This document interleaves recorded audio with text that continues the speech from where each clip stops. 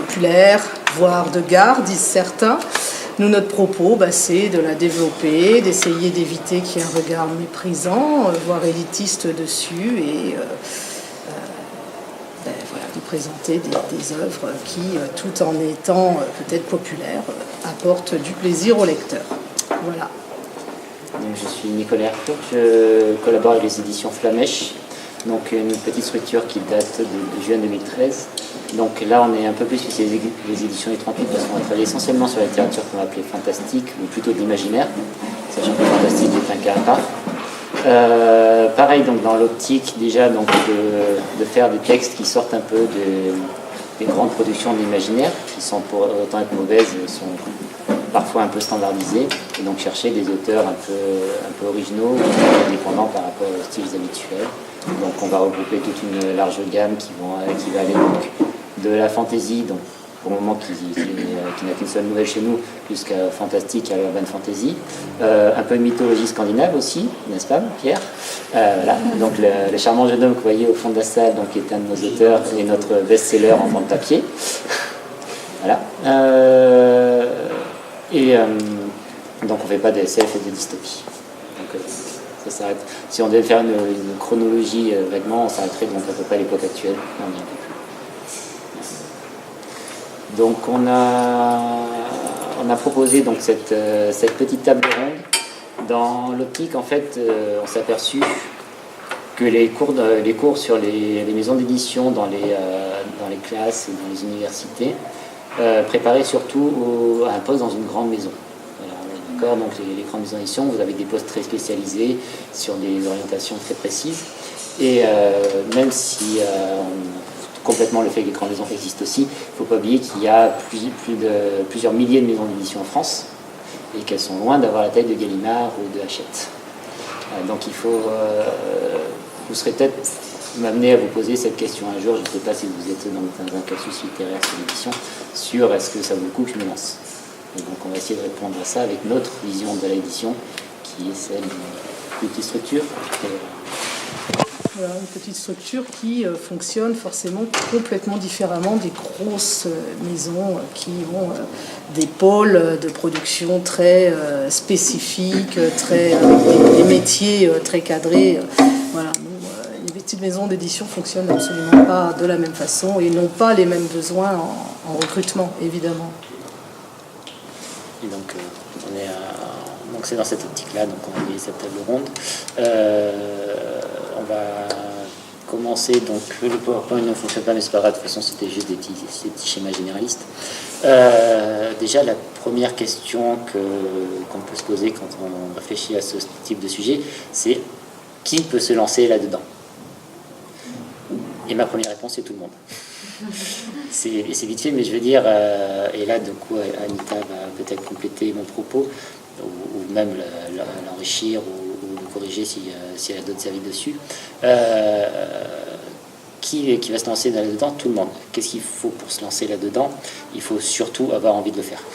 Et être accepté que vous n'allez pas devenir Gallimard ou Hachette, probablement jamais, mais que cette aventure-là, vous pouvez la vivre si sans donner les moyens.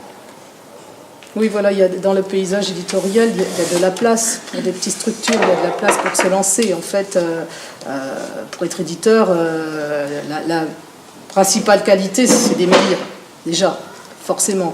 Et ensuite, tous les métiers, les différents métiers, on va les apprendre au fur et à mesure. Il y a toujours des formations, il y a toujours on arrive toujours à maîtriser des compétences qu'on ne maîtrisait pas forcément au départ, mais il y a de la place et beaucoup de place pour des petites structures, justement, puisque les grosses usines à gaz ont aussi des productions, comme tu disais tout à l'heure, très standardisées, qui se ressemblent un petit peu toutes, et finalement le travail de recherche d'auteur, de recherche d'originalité dans les manuscrits, de donner sa chance à des types de textes qu'on aime, mais tout le monde effectivement peut le faire. Après, bon, la difficulté c'est de pérenniser ce qu'on a démarré, mais en tout cas effectivement si on y croit, on peut se lancer, et c'est une belle expérience.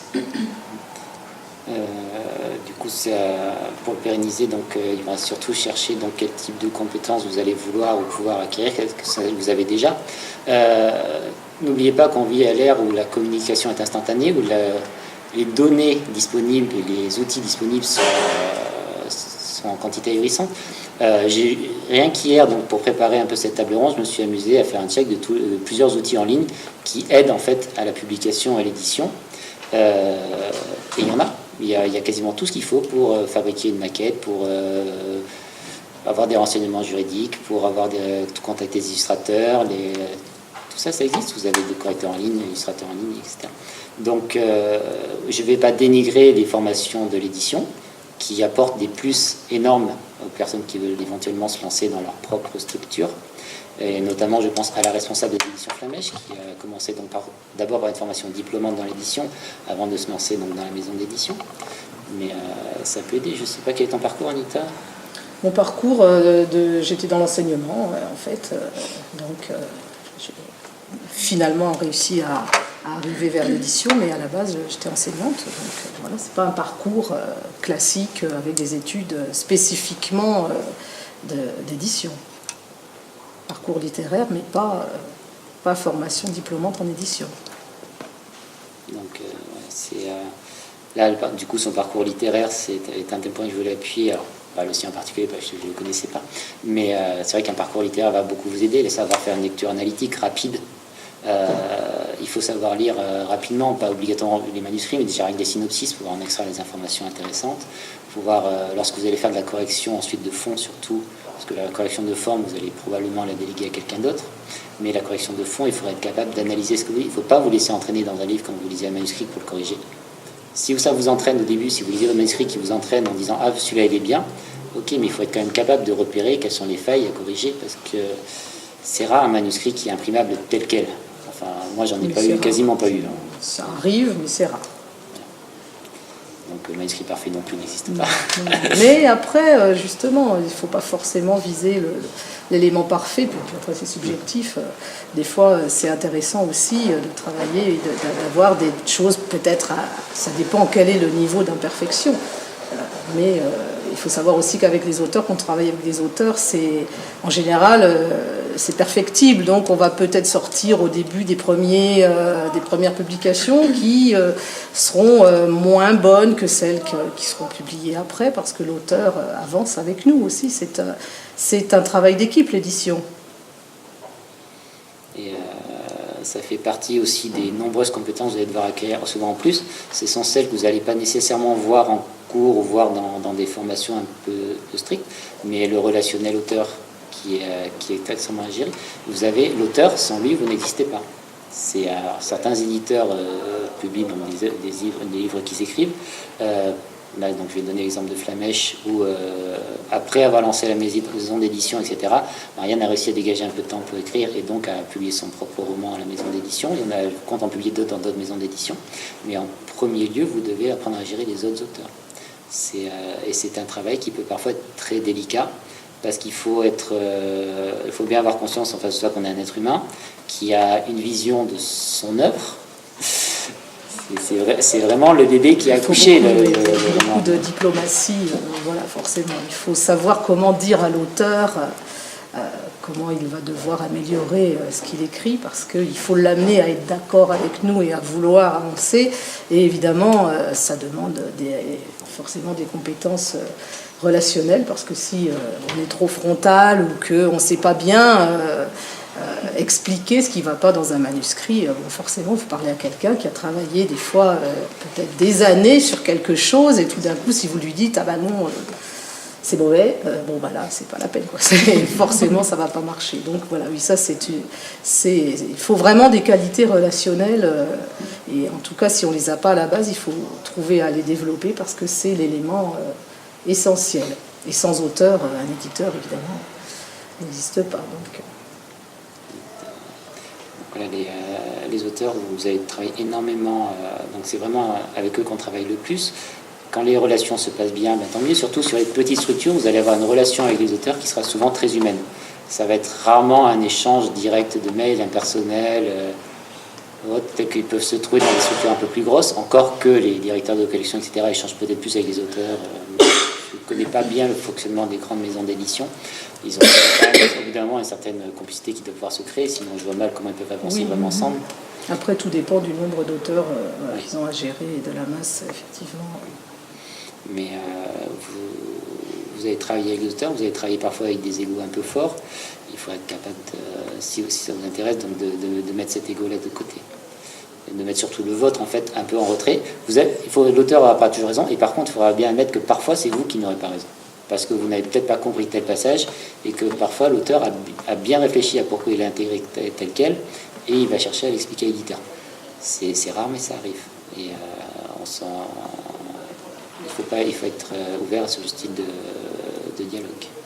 Je ne sais pas si ça a été déjà arrivé. Pas forcément dans ce sens-là, mais en tout cas, écouter les arguments de l'auteur et peut-être trouver alors un compromis, une autre solution que celle qu'on lui proposait. Et voilà, finalement, oui, changer voilà, de façon de faire au fur et à mesure de la relation. Oui, ça peut arriver tout à fait. Donc rien qu'avec ça, on a déjà plusieurs casquettes. Donc il y a la casquette administrative je ne l'ai pas vraiment abordé en fond. Et là, je pense qu'il y aura une énorme approbation à côté de moi. Il faut être capable, il ne faut pas avoir peur des papiers, parce que vous allez en faire beaucoup. Si les petites structures en fait gèrent l'ensemble de leur fonctionnement et vont gérer toutes les tâches administratives, inscription, donc déjà création, sous plusieurs statuts possibles. Donc il faudra réfléchir. Il faut bien choisir son statut. Il faut un statut confortable, facile à gérer, et puis après il faut beaucoup de rigueur. Alors on aborde là des compétences qui sont complètement a priori qui peuvent paraître complètement différentes, parce qu'à la fois il faut beaucoup d'ouverture d'esprit, il faut beaucoup de diplomatie, puis en même temps il faut énormément de rigueur, parce que pour tenir une comptabilité d'une petite structure, ça se fait vraiment régulièrement, au jour le jour, il ne faut rien laisser passer, donc c'est beaucoup de rigueur et c'est beaucoup de travail. Et puis tout l'aspect juridique, bien sûr, contractuel, tous les droits à gérer, que ce soit en iconographie, sur les contrats, les droits dérivés, les droits annexes. Enfin, voilà, il faut être carré, il faut savoir où on va et on ne peut pas se permettre d'approximation. Il y a trois principales structures pour les petites maisons d'édition. Donc il va y avoir l'auto-entreprise. Là, donc, vous allez... ce que je ne conseille pas à une personne seule. L'auto-entreprise, vous la faites quand vous avez quelqu'un avec vous pour vous accompagner, au moins financièrement, ou en tout cas pour vous permettre de vous lancer au début. L'auto-entreprise peut être vue soit comme un système de lancement, soit comme un moyen d'avoir une activité qui nous plaît, en parallèle à une vie peut-être différente.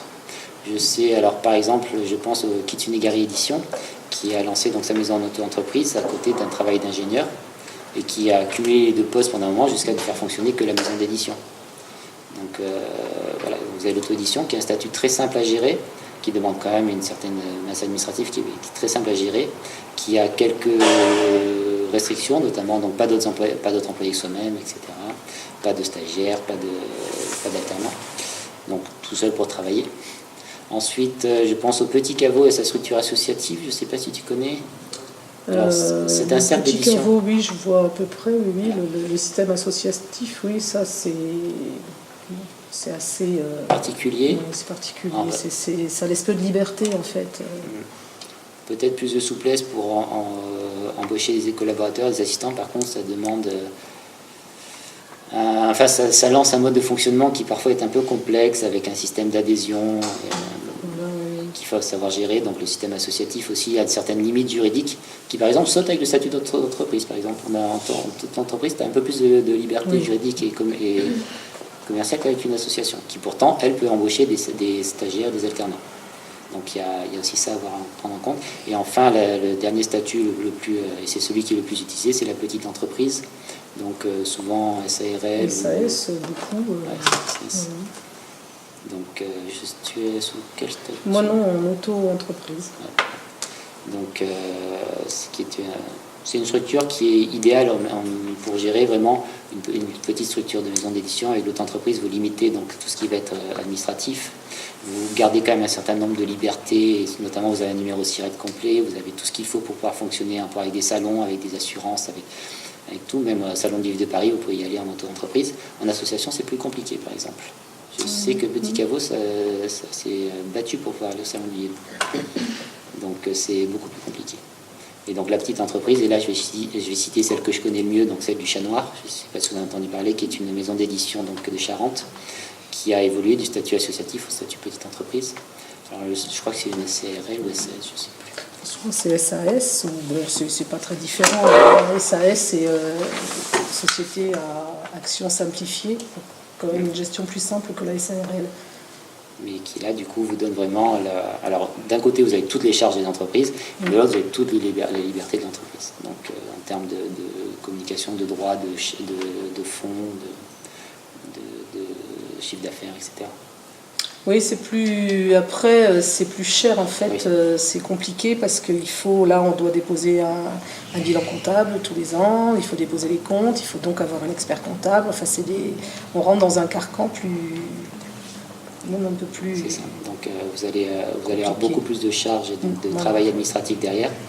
Avec donc derrière, par contre, vous faites sauter donc tout ce qui va être limite du chiffre d'affaires de l'auto-entreprise. Alors en tant qu'éditeur, on n'est pas en service, on est en commerce. Donc c'est 80 000 euros par an, à peu près. Et l'association, par contre, qui n'a pas le droit de faire des bénéfices. Donc il doit gérer les bénéfices, enfin les bénéfices gagnés d'une manière ou d'une autre, qui ne peut pas se permettre de les capitaliser en fait. Donc la petite entreprise fait sauter ces deux limites. Une fois qu'on a abordé donc là tous ces détails qui sont rarement intéressants et qu'on n'a pas envie d'entendre parler jusqu'au moment où on se lance, j'ai repensé à une autre casquette. Donc on a vu donc la casquette rigueur administrative et motivation, le relationnel avec les auteurs, le relationnel avec toute la chaîne du livre, parce que vous allez devoir gérer les auteurs, vous avez votre manuscrit, vous allez faire maquette, vous allez devoir gérer le correcteur, l'illustrateur, l'imprimeur, le traducteur éventuellement. Qu'est-ce que tu pourrais rajouter d'autre? Je pense qu'on a fait le tour. Après, donc il y aura les ventes. Après, il y a les ventes. Alors tout dépend si on se place sur le numérique ou le papier. Parce qu'une fois qu'on est arrivé à l'aboutissement du manuscrit, qu'il y a la couverture, que le correcteur a fait son travail, après, est-ce qu'on publie en numérique? Est-ce qu'on publie en papier? Est-ce qu'on publie dans les deux? Et c'est pas non plus le même, on va pas avoir les mêmes intervenants selon ce qu'on a choisi comme format de publication. L'idéal maintenant, bien sûr, en 2017, l'idéal c'est de faire les deux. Et donc pour une petite structure, puisqu'on est quand même toujours sur les petites structures, l'idéal c'est de le faire en interne, parce que si vous devez payer quelqu'un à chaque étape de cette chaîne, il va falloir en vendre des livres derrière pour... ne serait-ce que récupérer un petit peu, au moins récupérer l'argent que vous avez investi. Donc tout ce qu'on peut faire en interne, évidemment, c'est très bien. Donc il vaut mieux savoir faire ses fichiers pub, il vaut mieux savoir faire ses maquettes papier, c'est mieux, il vaut mieux savoir faire ses maquettes de couverture, même si on a un illustrateur, ça n'a rien à voir. Après, il y a la maquette à faire. Donc, et après, il faut se mettre en rapport avec des distributeurs, que ce soit sur le numérique ou le papier. Et là encore, comparer les contrats, négocier et trouver le distributeur qui va le mieux correspondre à ce qu'on fait. Là, vous êtes vraiment dans des compétences très presque commerciales en fait. Ah oui. Vous êtes vraiment là-dedans. Et on ne parle même pas encore là, de toute fin de la chaîne. On n'est même pas encore en direct. Voilà, donc ni en communication. Donc là, vous êtes vraiment sur des techniques très commerciales où vous allez vraiment devoir faire cet effort-là, donc de vraiment étudier tous les contrats qui vont se proposer, les manières de faire, le numérique, le papier. Alors, il y en a qui disent ouais, le numérique c'est l'avenir, etc. Ouais, mais le papier c'est pas mort. Il faut faire les deux. Alors, les petites structures font souvent les deux. Pourquoi? Parce que le numérique en fait a un coût de production qui est très faible. Enfin, il y a tout de la production, correction, illustration, etc. Oui, voilà, mais il n'y a pas les frais d'impression. Oui, il n'y a pas les frais d'impression. Et puis, au-delà de ça, c'est pas forcément les mêmes lecteurs. Donc, si vous voulez donner le plus de chances possible à votre auteur de trouver un lectorat, c'est bien de le présenter au lecteur numérique et au lecteur papier. Sinon, c'est dommage, finalement, parce qu'on se rend compte que même si des lecteurs numériques découvrent des auteurs en numérique et ensuite vont acheter la version papier, ça arrive, mais il y a des lecteurs qui ne lisent que du numérique, il y a des lecteurs qui ne lisent que du papier. Donc pourquoi, finalement, ne pas proposer l'auteur aux deux lectorats possibles? Donc ça me semble incontournable en 2017 d'être sur les deux formats. Et contrairement à ce qu'on entend parler, le numérique marche très bien. Même si on essaie de nous dire le contraire, non, ça marche bien le numérique. Il faut savoir cibler donc, le lectorat numérique, mais il fonctionne. On a des ventes qui... comme il a, là je répète, donc, comme il n'a pas de coût d'impression, il peut générer une trésorerie assez... Voilà, c'est l'intérêt, effectivement. C'est que... assez confortable. Voilà. Si on a un titre qui marche bien en numérique, ça crée effectivement de la trésorerie qui est beaucoup plus lente à se créer avec le papier, puisqu'il y a quand même beaucoup plus d'intermédiaires à payer une fois qu'on choisit notre production. On ne parle pas des correcteurs, là, ça y est, ça on en a parlé, mais en papier, ne serait-ce que l'imprimeur... Déjà, il faut le payer, puis le transporteur, parce que le livre, il n'arrive pas tout seul. Alors qu'en numérique, il va au bout du monde d'un clic de souris, ou d'un clic sur la liseuse, comme vous voulez, ou sur le smartphone. Bref, ça ne vous coûte rien de plus de le faire lire à quelqu'un qui habite deux maisons à côté de chez vous ou au bout du monde. Ça, c'est un avantage. Alors que votre livre papier, avant de l'envoyer à l'autre bout du monde, ça ne va pas se faire comme ça très très vite, parce que ça... Déjà, il faudrait pouvoir trouver du lectorat là-bas, et puis les frais d'envoi. Voilà. Donc, c'est quand même un canal intéressant qu'il ne faut pas laisser de côté. Flammèche, on a fait le même choix, c'est-à-dire qu'on a quasiment toutes nos publications qui passent aussi en numérique, avec quelques très jolis succès numériques d'ailleurs, plus qu'en papier. Parfois, les ventes de papier ne sont absolument pas corrélées avec les ventes de numérique. Je ne sais pas pour toi, mais... Oui, tout à fait. C'est assez amusant.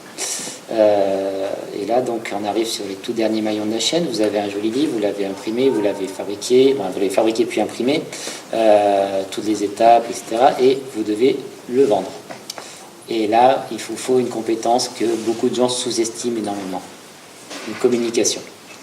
Et je ne sais pas comment vous l'abordez pour ceux qui font un enseignement littéraire avec une visée éditoriale ou avec un module éditorial, mais pour les petites structures, une bonne partie du temps, et peut-être pas la majorité, mais pas loin. Pas loin. En tout cas, voilà, ça dépend peut-être des structures, mais en tout cas, nous, on consacre au moins 40% du temps à la communication, à chercher, donc, et la communication, ça couvre plusieurs thèmes. Déjà, la communication directe, donc réseaux sociaux, éventuellement publicité, si vous avez les moyens d'en payer un enquête publicitaire, ou si vous trouvez un partenariat publicitaire avec des contacts, par exemple, des webzines ou même des magazines ponctuels.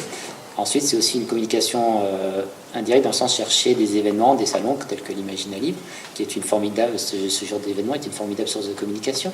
Vous venez à la rencontre des lecteurs, les lecteurs vous voient, ils voient les auteurs, ils discutent avec eux, et automatiquement, ça va créer une certaine émulation autour. Et les maisons qu'on voit ont tendance, surtout pour les petites structures, les maisons qu'on voit ont tendance à mieux exister. Ça on l'a constaté assez vite à Flammèche, parce que on a fait notre premier salon du livre, c'était le salon du Fantastique de Paris en 2014. Et même si on avait déjà une ou deux publications avant, quelques publications, on a résisté à ce moment-là. Première rencontre avec Pierre, qui a vendu un sacré nombre de livres papier pendant ces 3 jours. Et nous, on est parti là. On est parti de ce salon-là. Flammèche a vraiment existé à ce moment-là. Et ça, c'est de la communication. Après, il faut savoir le faire vivre, ça, c'est pas tout seul. Donc, c'est une manière de communiquer. Toutes les maisons d'édition ne font pas des salons, c'est pas pour autant qu'elles ne fonctionnent pas. Mais il faudra vraiment investir beaucoup de temps si vous voulez lancer une petite structure à 1, 2 ou 3 personnes. Vous n'allez pas dire, toi tu fais ci, toi tu fais ça, toi tu fais ça. Vous allez tous faire quelque chose et surtout vous allez tous participer à tout. Et en particulier, la plus grande part, ce sera quand même la communication, je pense. Je ne sais pas si tu collabores, si tu as quelqu'un, tu avais fait appel à un prestataire, toi, non. Ah oui, pendant un petit moment, mais on a arrêté parce que c'est quand même très très difficile de toute façon de trouver des salons qui vont prendre en charge tout, à la fois le déplacement, l'hébergement de l'auteur. Donc bien souvent les salons, c'est un budget, il faut y penser, et ça demande un budget pour au moins pouvoir faire venir les auteurs. Et ça prend beaucoup de temps parce qu'il faut démarcher les salons, il faut leur dire, voilà, moi j'existe, voilà, moi mon catalogue c'est ça, j'ai tel auteur qui, est-ce qu'on peut venir, est-ce qu'on peut prendre un stand? Et ça prend du temps parce que des fois c'est non, donc on cherche un autre salon. Des séances de dédicaces en librairie, c'est pareil, c'est pas C'est pas un libraire qui vous téléphone, ah, ouais, j'aime bien ce que vous faites. Ben non, c'est nous qui démarchons, on démarche plein.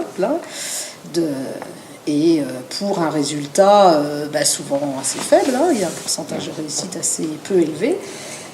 Donc ça, c'est une compétence aussi à développer parce qu'à la base, on n'est pas des commerciaux. Hein. Souvent, si on vient d'études littéraires, en général, c'est que c'est pas... Hein, et c'est pas si facile de démarcher, de présenter ce qu'on fait, de dire ce qu'on aimerait, ce qu'on veut. Donc voilà, et puis des fois, en plus, vous organisez des séances de dédicace et puis vous ne vendez pas grand-chose. Ça pas forcément, donc il ne faut pas non plus réfléchir forcément en termes de rentabilité, c'est surtout quelque chose donc de l'ordre de la communication, c'est-à-dire c'est comme un budget publicitaire, et à force de rendre visibles vos auteurs sur différents événements, ces auteurs-là vont acquérir une certaine notoriété, mais dans un premier temps, ça coûte cher en temps, en argent, et ça pas forcément...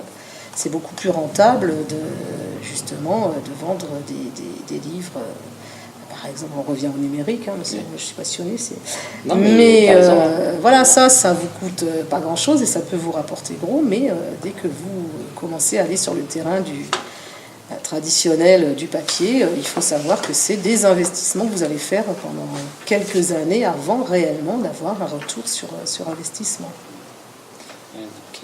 Une maison d'édition, surtout en petite structure, c'est énormément d'énergie qu'il faut être capable de fournir. Peut-être pas H24, mais vous ne pouvez pas vous permettre de vous poser trop longtemps. Vous devrez vraiment être capable de répartir votre charge de travail, sachant que vous n'avez pas bossé aux 35 heures. C'est pas possible. Par jour. C'est ça, voilà. Il faudrait des journées de 48 heures. Quand on travaille sur ce type de petite structure, il faudrait des journées de 48 heures. Et en plus, souvent, quand vous démarrez, c'est rarement votre activité principale. Donc en plus, il faut gérer souvent une activité annexe qui vous permet d'avoir les fonds pour redémarrer. C'est pas le cas de toutes les maisons. Il y en a certaines qui se sont lancées directement en disant j'ai un capital, je me lance directement, je fais plus que ça. Le Chat Noir s'est lancé comme ça et il fonctionne très bien maintenant. C'est pas pour autant que vous allez toujours démarrer lentement avec... mais c'est beaucoup d'expériences multiples et beaucoup d'énergie. C'est du temps et de l'énergie. Après, naturellement, les moyens financiers, mais c'est beaucoup de temps et d'énergie. Donc, si vous n'êtes pas passionné, si vous faites ça en disant tiens, je vais gagner de l'argent facile, je vais monter une maison d'édition, vous oubliez.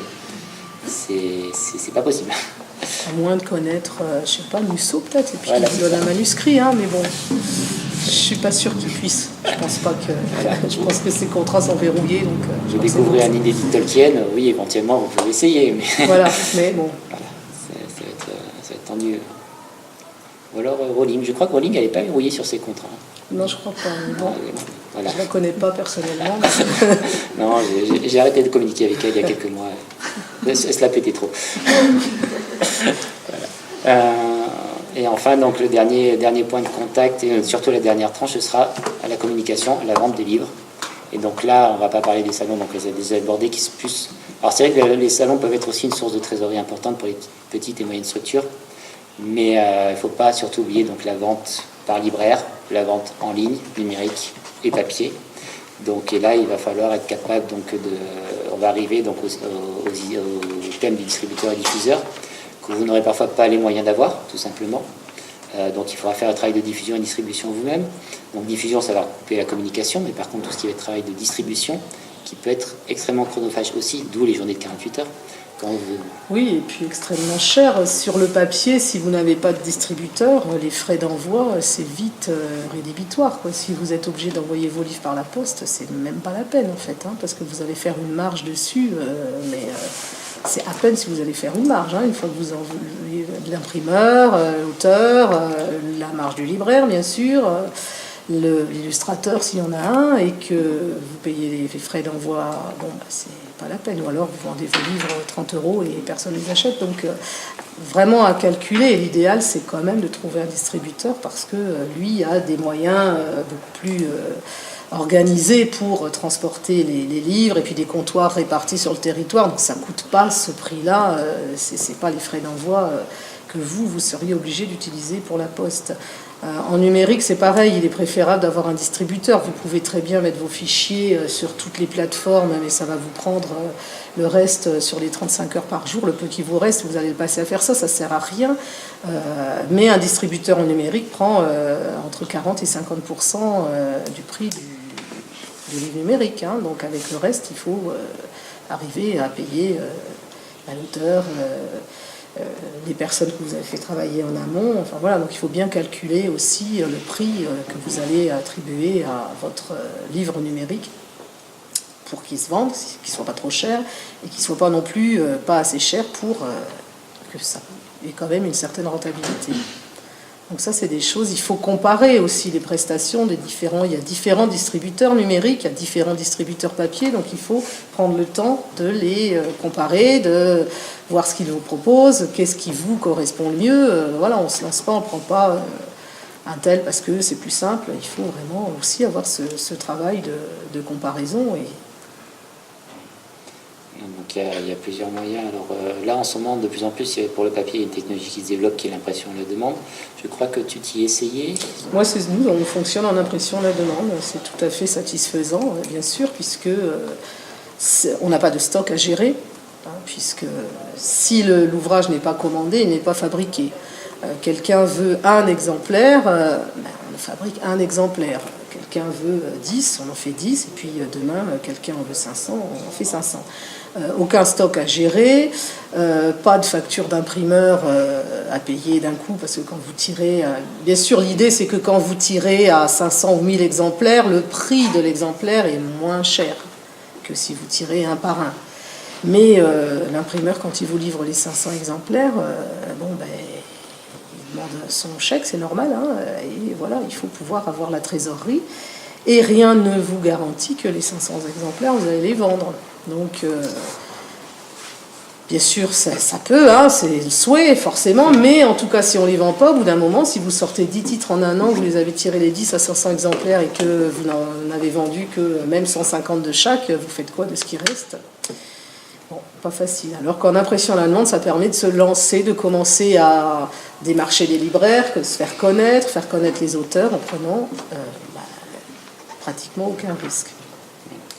Alors à Flamèche, du coup, on a beaucoup hésité du coup après notre conversation de l'année dernière pour l'édition de la demande. Finalement, on l'a pas faite parce qu'on a rejoint un distributeur, donc le Dépôt Imaginaire, qui fait de la diffusion et distribution pour les plusieurs petites structures de l'édition. Et là, du coup, c'est vrai que c'est un point que j'ai oublié d'aborder, que j'aborderai à la fin. Et donc du coup on gère encore avec des stocks, etc. On a donc les dangers que présente Anita très justement d'ailleurs et qui sont vraiment dangereux en fait pour une petite maison d'édition, parce qu'une petite maison d'édition qui va imprimer, alors peut-être pas jusqu'à 10 titres, imaginons qu'elle imprime 6 titres par an et que sur ces 6 titres elle fasse à peu près du 500 tirages chacun. Sur ces 6 titres il y en a 3 qui ne fonctionnent pas, le seuil de rentabilité n'est pas atteint, c'est limite si elle ne rend pas le bilan à la fin de l'année, la maison d'édition. Donc là, c'est le problème donc, d'avoir un imprimeur, d'où il faut faire confiance à son distributeur, être extrêmement rigoureux dans le choix des textes, etc. C'est pour ça qu'à Flamèche, on est extrêmement strict. Pour moi, on ne publie pas énormément parce qu'on cherche vraiment des manuscrits dont on est vraiment certain du potentiel et sur lesquels on passe beaucoup de temps à la correction.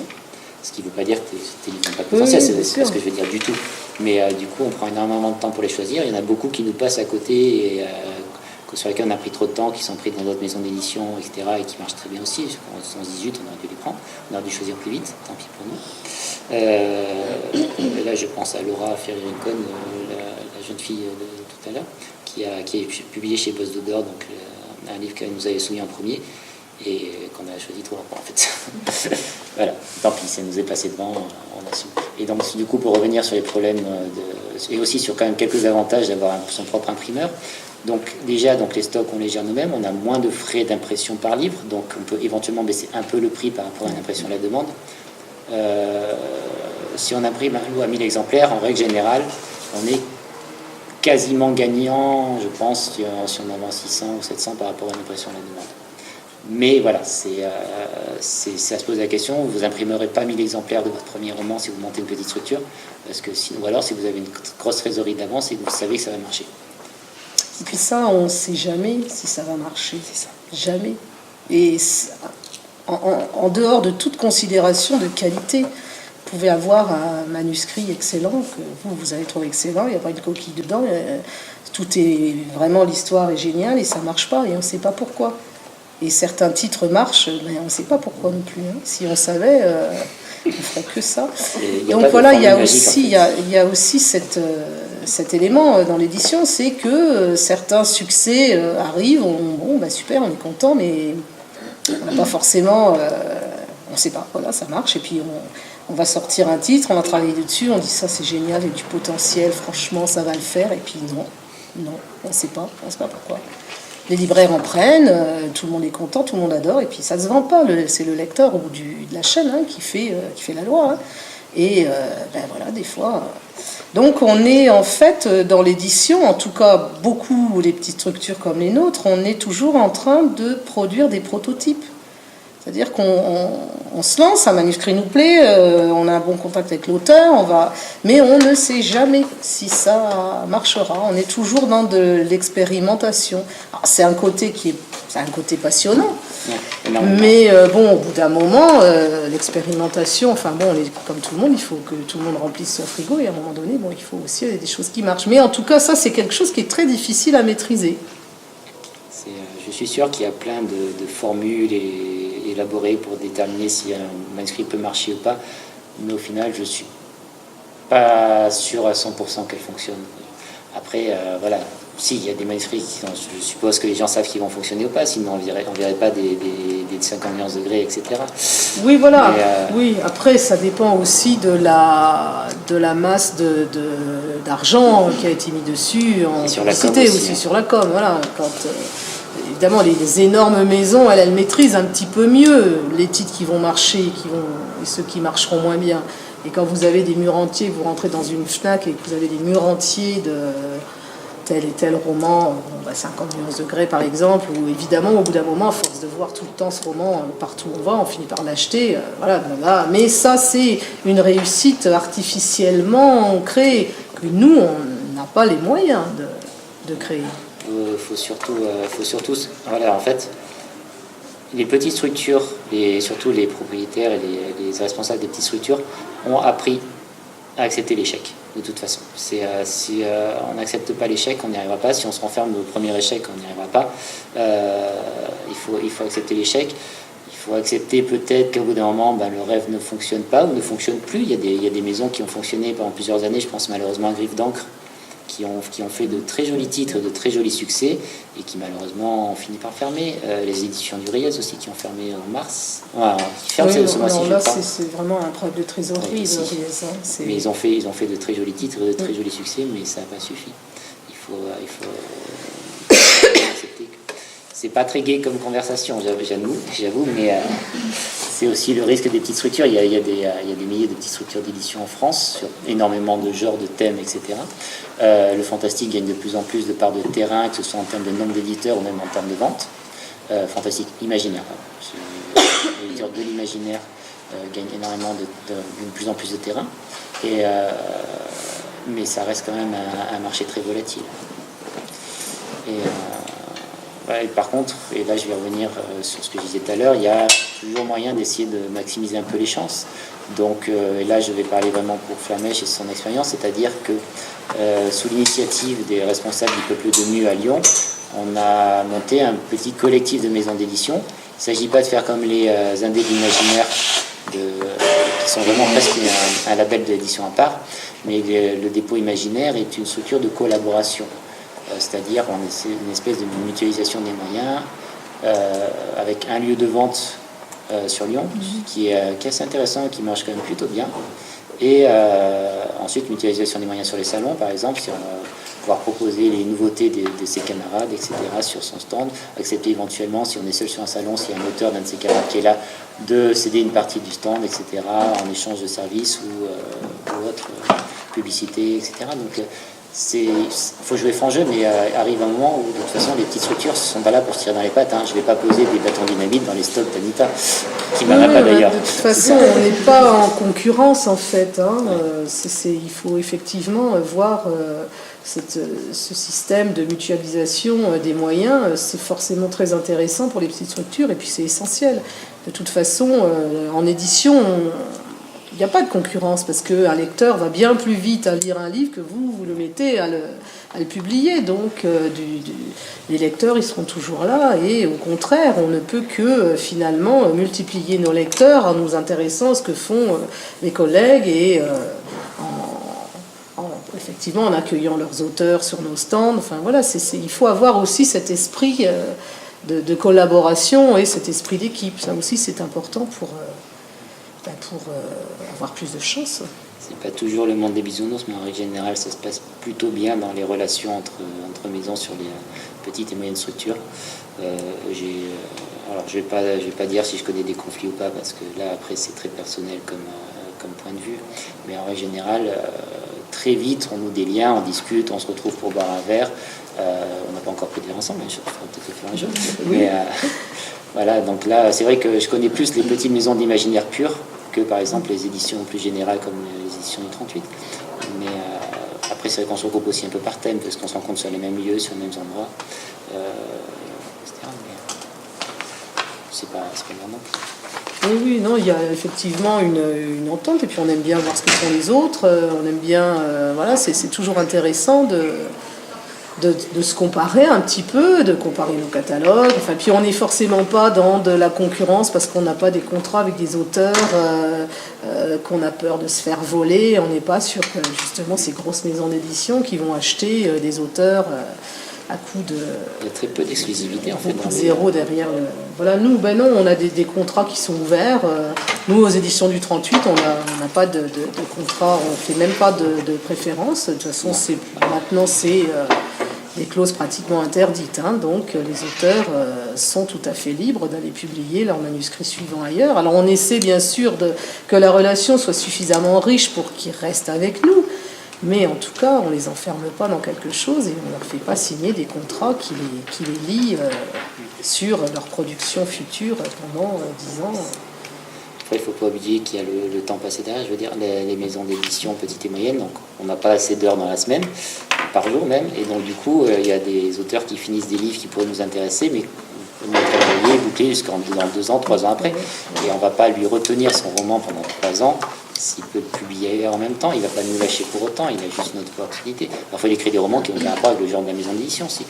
Si on a une de nos auteurs qui a écrit à un moment une anthologie sur de la SF, on ne fait pas de SF à Flamèche, on ne lui a pas demandé de publier ça chez nous. Ah, donc et puis c'est plutôt une chance parce qu'après tout, un auteur avec plusieurs éditeurs, on se dit si avec un des éditeurs il se passe quelque chose et qui décolle, et ben, on en tirera aussi parce que finalement cet auteur ayant acquis une notoriété, ça nous finalement on en tirera parti aussi. Donc voilà, non, il n'y a pas effectivement, c'est plutôt intéressant même. Je pense que moi j'ai fait le tour des sujets que je souhaitais aborder. Tu as des compléments? Non, comme ça, non.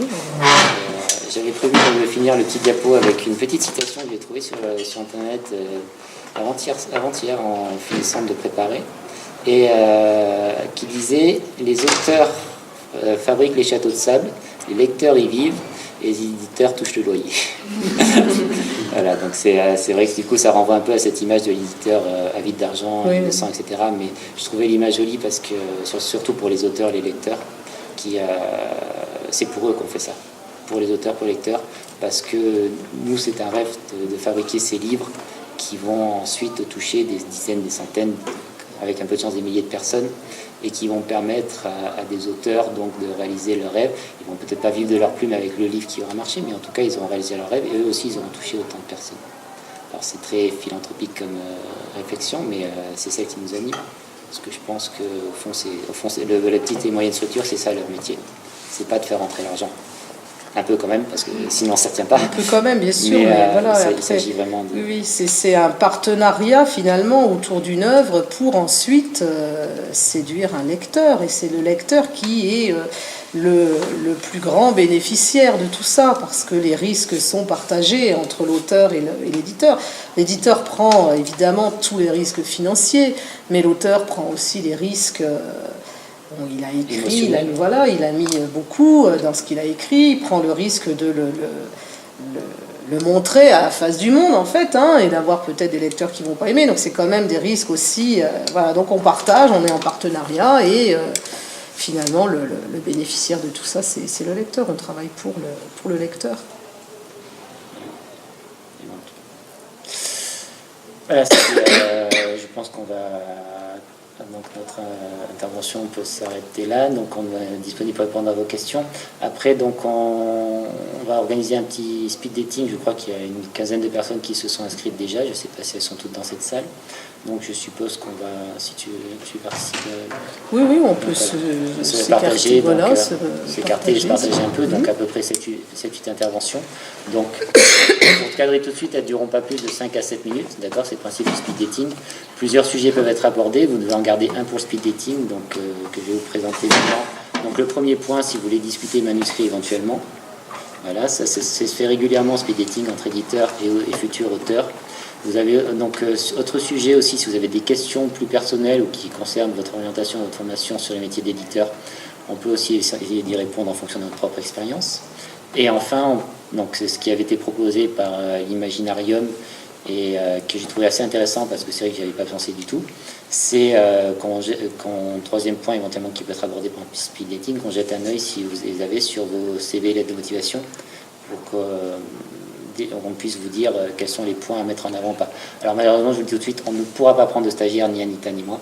Donc les candidatures pour nos 2 maisons sont fermées.